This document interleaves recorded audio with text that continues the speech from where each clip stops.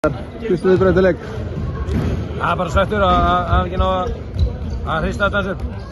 Þetta var svona nánast alveg svo fyrsti leikurinn. Við vorum með alveg játnum bara alveg fram á fjóra leikluti. Já, við bara oknum aðeins hérna síðustu 5 mínútur, vissum sjónar af því sem við vorum að gera og það svona rann frá okkur og Valsmenn gerði vel.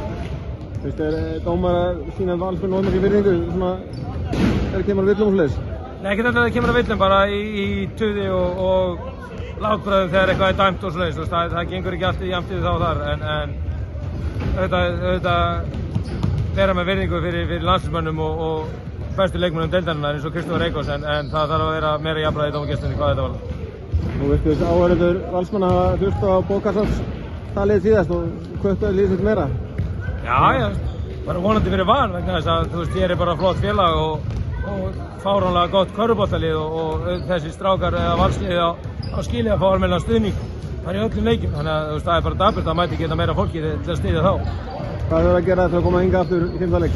Vinna á næsta leik. Hvernig ætla að gera það? Skora meira en Valur. Takk vel.